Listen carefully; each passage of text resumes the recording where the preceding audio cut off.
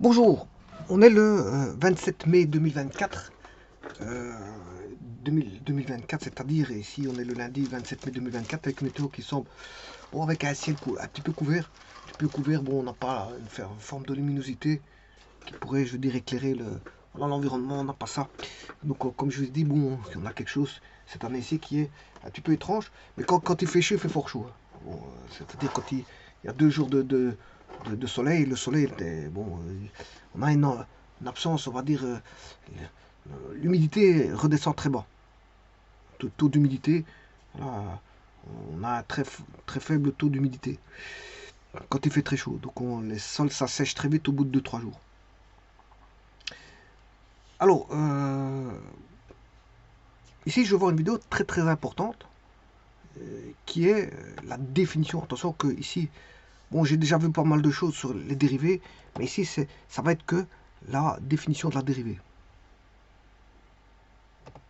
C'est juste une définition, parce que la notion de dérivée, c'est une notion, je veux dire, qui s'étudie voilà, sur plusieurs fronts. C'est plusieurs fronts d'études. Alors, définition de la dérivée. Bien sûr, c'est la dérivée d'une fonction, hein. Et elle se calcule en un point.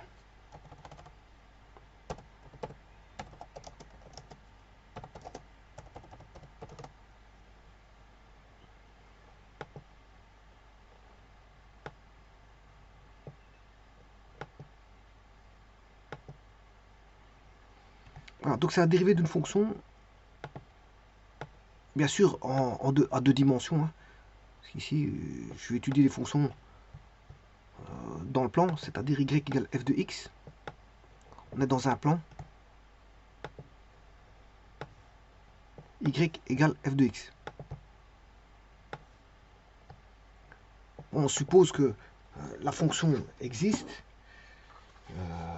elle a son domaine, hein, voilà. On va prendre par hypothèse qu'on a une fonction f de x qui existe.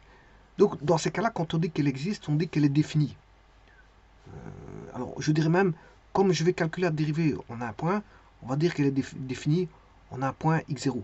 En x0, on est sûr et certain que la fonction existe. Mais en tout cas, la fonction, je l'appelle y égale f de x, voilà, peu importe ce qu'elle soit, et elle a un domaine. On a un domaine de... Voilà. Il faut toujours étudier le domaine avant d'étudier une quelconque dérivée, voire une quelconque intégrale. Parce que bon, si vous avez calculé l'intégrale là où, ou une dérivée là où la fonction n'existe pas, ça ne sert à rien. Vous allez perdre du temps. Donc, supposons qu'on a une fonction dans un repère cartésien orthonormé au xy. Supposons que la fonction fasse ça et qu'on demande de calculer, voilà, en ce point-là. Voilà, en ce point-là, x0. Bon, alors on va se déterminer ici un intervalle, hein. On va se dire que x0 appartient à un intervalle AB. On va travailler sur... on va dire que le x0 existe sur un intervalle AB. Donc x0 existe. x0 existe. C'est un point qui existe et qui est dans un intervalle AB. Donc, qu'est-ce que je pourrais écrire? Qu'on a une fonction, qu'on a à cette fonction correspond un domaine, et que on va tirer un point qui appartient à un intervalle ouvert AB. Bon. À partir de là, on peut parler de dérivée. De dérivée en un point. Alors si j'ai pris le point x0, c'est que je vais calculer la dérivée en un point qui est le point x0. Alors sachez qu'ici, je vais faire qu'une définition. Alors, j'ai déjà vu auparavant le TAM. Je vous renverrai vers... le but, c'est pas de faire une vidéo sur le TAM, qui est le taux d'accroissement moyen. Je vous renverrai vers cette vidéo. Je mettrai un lien correspondant au TAM et au TAI. Alors, bien comprendre le TAM et le TAI, ben, vous allez comprendre la définition d'une fonction, enfin, la définition de la dérivée d'une fonction d'un point. Alors, sachez qu'il y a beaucoup de choses autour de la définition de la dérivée. Il y a son interprétation géométrique, que je ne ferai pas ici. Donc c'est pour ça que je ne ferai aucun dessin. Puisque l'interprétation géométrique, je l'ai déjà fait dans le TAM TAI, mais je referai en aparté. Parce que l'interprétation géométrique n'est rien d'autre que la tangente, à la courbe au point précité. Donc ici, je ne vais faire que donner une dérivée et voilà, et donner quelques petites orientations sur cette définition. Alors sachez que ça débouche sur d'innombrables applications, comme les intégrales. Hein. Les intégrales, bon, c'est un outil mathématique qui débouche sur d'innombrables applications. On peut calculer des lignes, au niveau des intégrales, on peut calculer des longueurs d'arc de courbe, on peut calculer des surfaces, on peut calculer des surfaces de révolution, on peut calculer des volumes, des surfaces latérales de révolution, des volumes de révolution, on peut calculer des surfaces tout court en dessous d'une courbe, on peut calculer des parties de surface par l'entremise de composition de courbes. On peut faire beaucoup de choses avec les calculs intégrales. Et voilà, et ça intervient beaucoup en technique. En technique, la notion d'intégrale intervient énormément. Dans beaucoup d'aspects d'ailleurs. Beaucoup d'aspects. Alors maintenant, la dérivée, c'est pareil. Les applications de la dérivée, on voit, bien sûr, dans les courbes, on peut étudier les maximums, les minimums, voilà, faire des optimisations.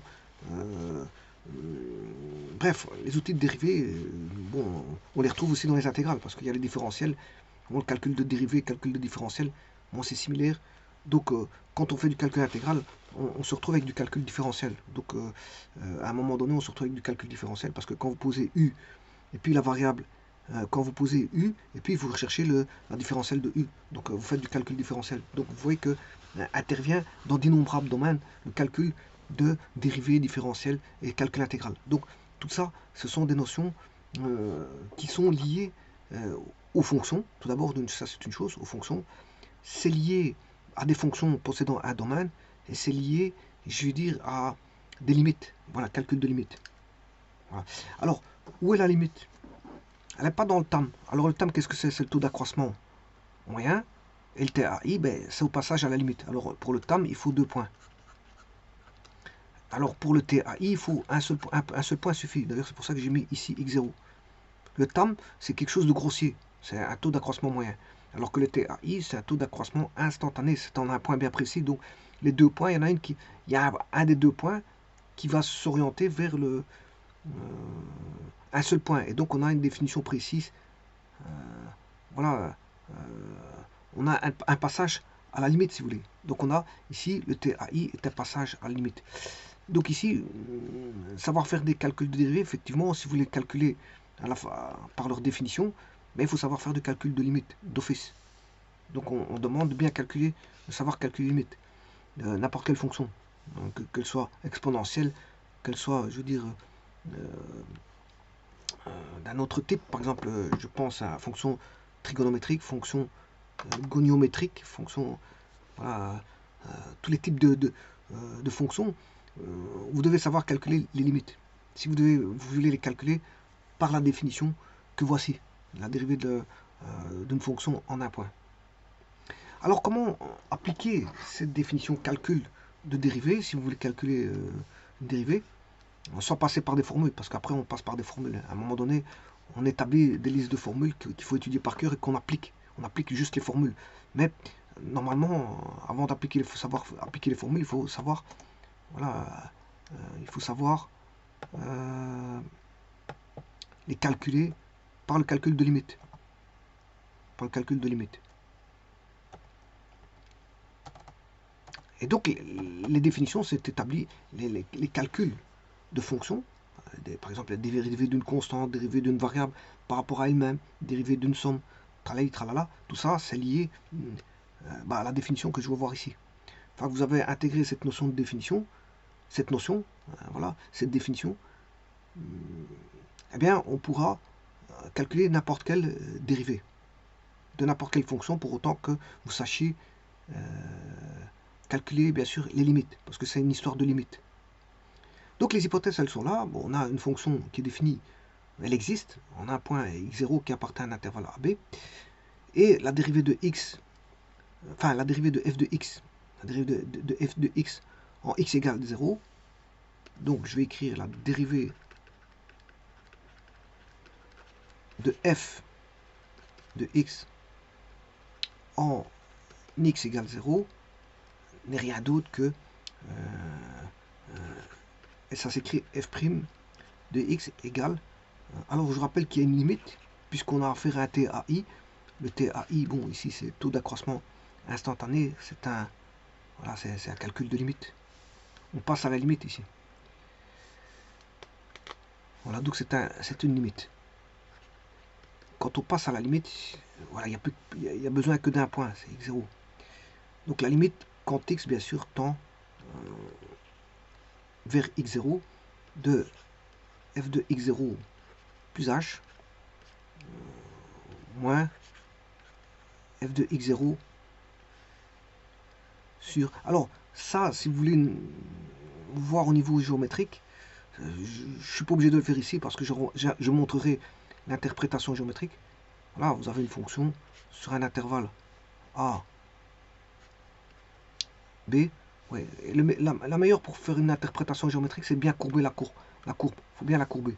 C'est-à-dire vous la mettez comme ceci pour bien faire apparaître la différence. Bon, ici, c'est encore mal fait parce que j'ai une petite différence en Y. On va essayer de faire ça correctement. Supposons qu'elle fasse comme ça, voilà. Alors voilà, ici on a x0, vous aurez compris qu'ici on a x0 plus un certain h, et le h, vous aurez compris que c'est l'intervalle ici. C'est l'intervalle.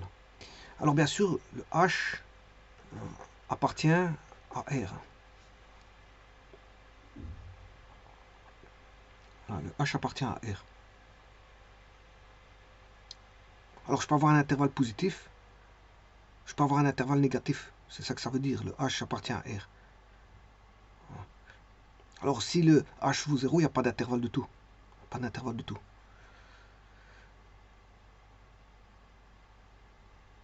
Bon, donc ici, je travaille avec un h.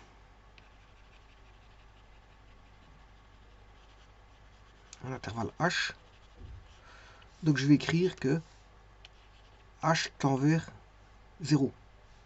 Et bien sûr, ça c'est au niveau du x, mais au niveau du y, vous avez f de x0, et là on a f de x0 plus h.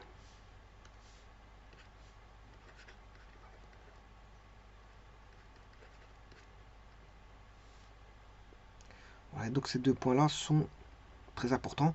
Et alors on va faire tendre le x0 plus h vers, enfin le h vers 0, donc tout va tendre vers 0. Et on va se retrouver que la dérivée, ici, on va calculer la dérivée en ce point. Alors c'est un nombre réel, hein, pour autant que ça existe. Pour autant qu'elle existe. Si la limite existe, bien sûr, je n'ai pas terminé parce qu'il faut diviser par h. C'est un rapport, hein. Voilà, c'est un rapport, c'est un calcul en fait. Voilà. C'est un rapport et on va déterminer ce que vaut ce rapport. Et donc, si cette limite existe, parce qu'elle n'est pas obligée d'exister, si cette limite existe, eh bien, on dit que la fonction est dérivable en x0. Alors, il faut que cette limite existe.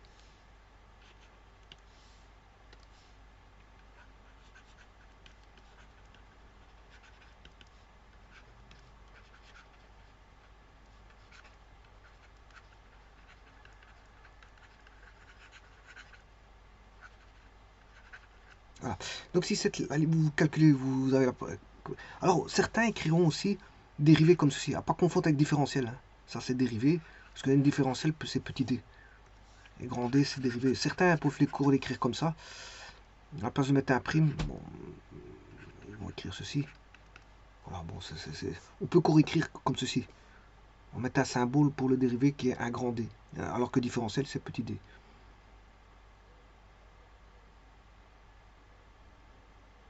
Voilà, et donc ça c'est la définition d'une dérivée f de x0 plus h moins f de x0 de tout sur h. Et quand on calcule la limite, quand h tend vers 0, eh bien on trouve avec bien sûr h appartenant à R, ben on trouve la dérivée au point x égale 0. Et on dira que, bon, comme on sait calculer la limite, donc on peut trouver un nombre, ben, elle est dérivable.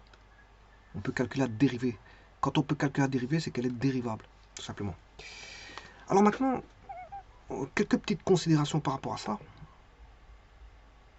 Donc par rapport à cette définition, donc vous voyez que c'est beaucoup lié à la notion de limite. Si on calcule, il faut savoir calculer une limite pour qu'elle soit dérivable. Donc maintenant, je vais mettre une définition équivalente, non plus en partant par rapport à df de x0, ça on peut l'écrire avec un grand D. Ici, je vais bannir cette expression-là, enfin cette écriture-là. Je vais l'écrire avec f'. f' en x0. Donc je recherche la limite quand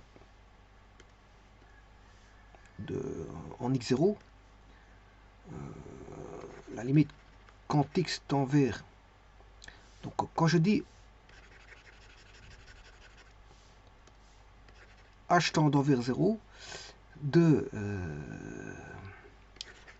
f de x0 plus h moins f de x0 de tout sur h, bien sûr avec h appartenant à R. Je rappelle, si je vais faire le petit dessin, je mets une petite courbe comme ceci.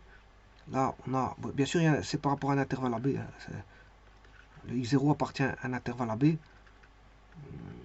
Voilà, elle existe, elle est définie sur un intervalle AB. On sait bien que elle existe, un x0 est défini en x0. Il y a un point défini en x0. Alors ici, je vais mettre x0 plus h. Ça, c'est l'intervalle h. F de x0. Et là, on aura... Bon, je vais mettre un peu plus loin. Je vais le mettre ici.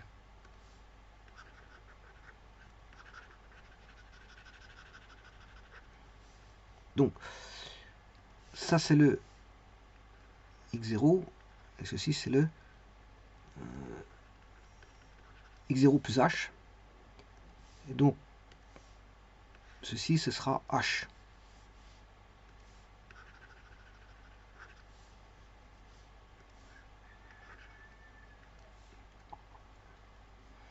Alors, autre chose, ici on aura un point. Ah, ici c'est f de x0 plus h. Alors, des relations équivalentes, enfin des écritures équivalentes, je m'excuse, des écritures équivalentes, ben, je pourrais dire que c'est un point x qui tend vers x0. C'est un point aussi rapproché de x0 qui tend vers x0. Et donc à ce moment, il faudrait que je remette donc un point aussi rapproché. Je vais considérer que le x va, c'est une valeur, bien sûr, ça, on est en x. Hein. Quand le x, la valeur de x, qui est x0 plus h, tend vers x0, voilà, je fais tendre le x vers x0. x0 étant... ce qu'il faut savoir, c'est que x0 est fixe. Hein. C'est un point fixe. C'est ça. Alors que x est un point variable ici. Alors, je vais considérer ici un point fixe. x0 est fixe. Contrairement au second point qui va bouger. On va le faire voilà, tendre vers le x0. C'est la définition même du TAI. Et donc de la dérivée, parce que la notion de dérivée et TAI, c'est la même chose. C'est la même chose. Donc j'écrirai, là à ce moment-là, l'écriture va un petit peu changer.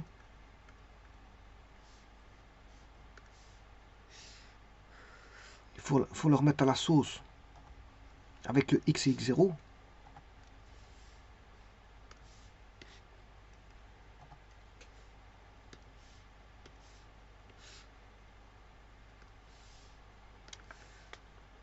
Donc à ce moment-là, ben, on va voir l'intervalle. Que vaut l'intervalle?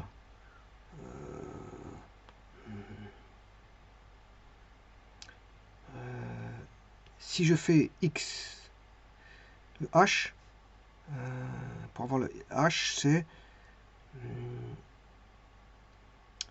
x0 plus h moins x0. Voilà, ça fait h. Ça, c'est le h. Alors, le h, c'est l'écart entre le x et le x0. Si je considère x0 plus h qui est un point variable qui est x, mais le x va tendre vers x0. Donc j'écrirai c'est x moins x0. Donc ici, je peux écrire par rapport à ça x moins x0. Et idem pour f de là, on aura toujours f de x0. Mais là, on aura f de x0, x moins x0.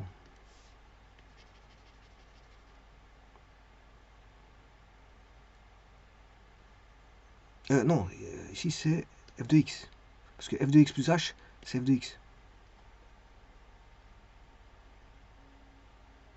Ceci, c'est x. Donc j'avais dit que celui-ci va bouger. C'est le variable. Et le variable, je peux considérer que c'est x. Et le x, il va bouger. Voilà, ce qui fait que c'est x0. Donc le x, il va tendre vers x0. Bon, ça c'est une chose. Alors on peut l'écrire autrement aussi. Si je considère que quand x tend vers x0, quand x tend vers x0, je peux considérer qu'ici j'ai un intervalle x tendant vers x0, c'est delta x. Delta x. Voilà, donc x0 plus h, x0 plus h moins x0, ça fait h. Voilà, bon, je peux écrire aussi, c'est x moins x0, le h. Mais h, x moins 0, je peux dire que c'est delta x, qui est le h.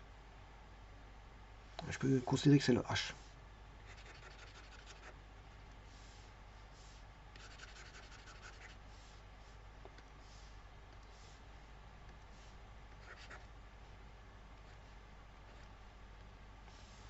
Donc une autre écriture. Alors, attention qu'ici j'ai encore besoin de ceci, donc je vais écrire une autre écriture. C'est égal à la limite quand delta x tend vers 0. Alors, x, que vaut x? Sachant que x moins x0 égale delta x, c'est équivalent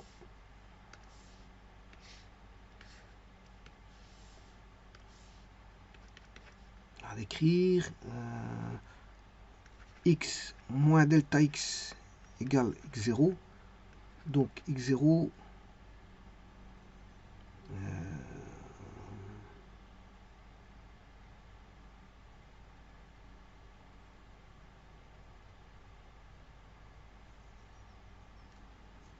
x moins x0, c'est delta x.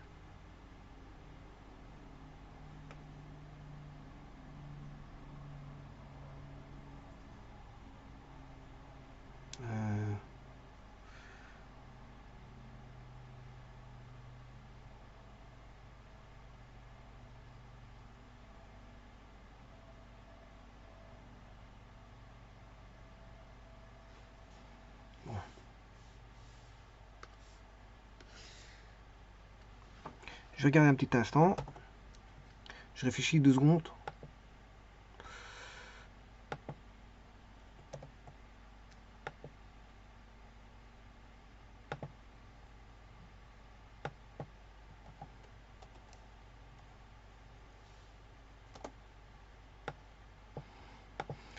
Alors, si on considère ici la limite quand delta x tend vers 0. Delta x tendant vers 0, c'est quand x tend vers x0. Ça veut dire que l'intervalle ici, qui est h, delta x, lui tend vers 0. L'intervalle tend vers 0.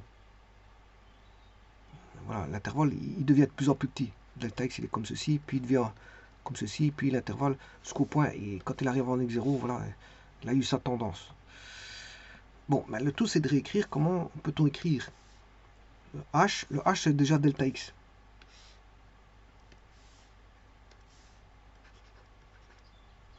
Delta x.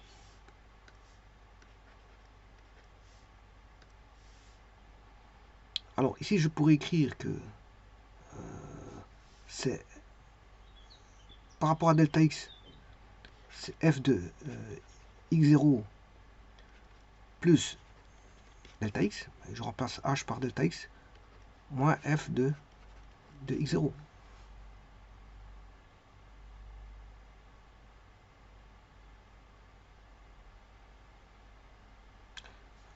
Parce que je rappelle ici que x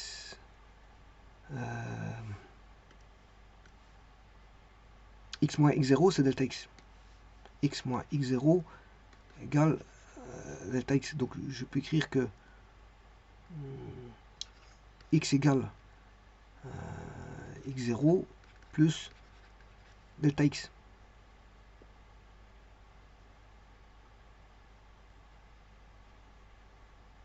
Voilà, c'est x0 plus delta x.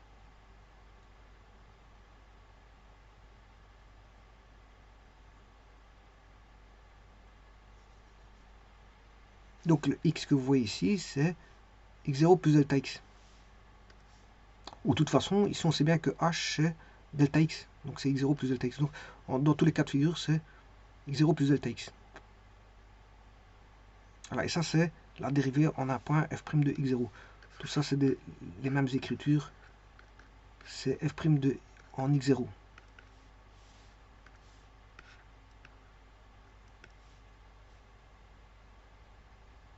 Alors maintenant, si je calcule en un autre point quelconque, en f' de x, à ce moment-là, j'aurai la limite quand delta x tend vers 0, de f de x plus delta x moins f de x, le tout sur delta x. Et ceci, vous aurez compris que c'est le delta y. Donc il suffit de faire la limite quand delta x tend vers 0 du rapport.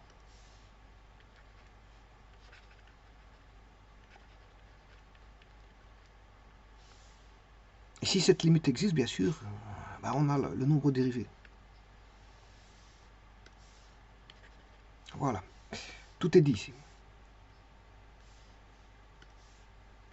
Donc c'est des analogies d'écriture. Hein. L'une implique l'autre. L'une implique l'autre.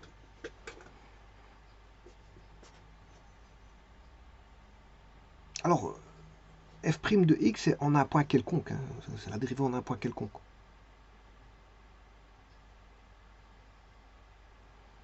Alors maintenant, attention à ce que je veux dire. Quand est-ce qu'on dit qu'une fonction est dérivable? Au point x égale x0. Ben, on dirait qu'elle est dérivable. Elle possède une dérivée en ce point. Elle possède une dérivée en ce point. C'est-à-dire que comment on appelle ça, le f' là, qui est un nombre. Parce que ça, c'est le nombre dérivé en un point. C'est le nombre dérivé en un point. On calcule la dérivée, on remplace par le point x0. Donc, si le nombre dérivé existe, parce que du fait que la limite existe, si le nombre dérivé existe, nombre dérivé.